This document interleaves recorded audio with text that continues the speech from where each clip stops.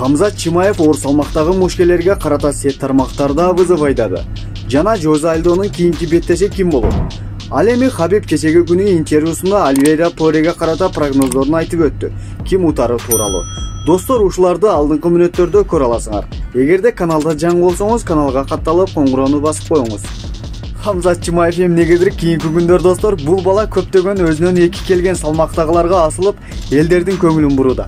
Өзүнүн сет тармагына бул сөздөрдү оор салмактагы Брок Леснарга карата айткан сөзү жана башкаларга. Кел урушабыз. Бир адам капастан чыкканга чейин Брок Леснар. UFC легендасынын жаңы падышасы. Сиз кандай ойлойсуз? DC брат, кел бир туган, күрөш мелдешин өткөрбөйлүбү? Кандай карайсың бул нерсеге? Бул сөзгө Хамзатка карата Даниэл Корме жооп берди. Чыныгы күрөшпү матчта. Бул чыныгы Хамзат өзүнө ишенген мүнөзүңдү абдан жакшы көрөм. Бир туган 10-0 Хамзат Чимаев деп сөзүн калтырды Даниэл Корме. Кийинки кабар, UFC'нин жеңил салмактагы мурдагы чемпиону Жозе Альдо Диллашоу менен беттешүүнүн кааларын билдирди. Мен Диллашоу менен качан урушуубузду билбейм. Азыр же жакынкы келечекте. Бул экөөбүз үчүн UFC'нин жана көрөрмандар үчүн эң сонун саллашуу болот эле. Мен бул нерсени каалайм жана баарыбыз макулбуз бул беттешүүгө, деп айтты Жозе Альдо.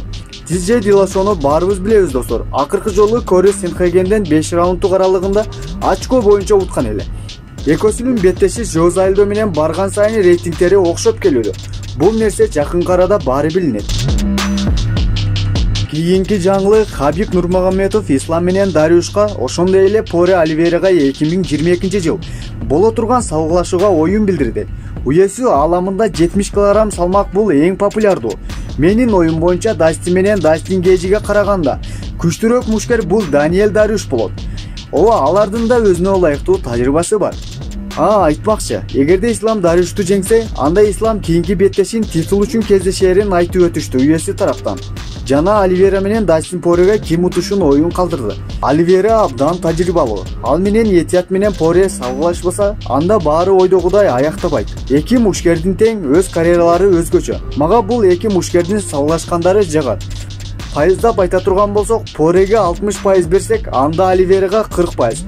Албетте Оливейра бул пайыздарга ылайыктуу эмес. Болгону сырттан мисал келтиргенде ушундай айта алам, деп Хабиб Нурмагомедов оюн билдирди.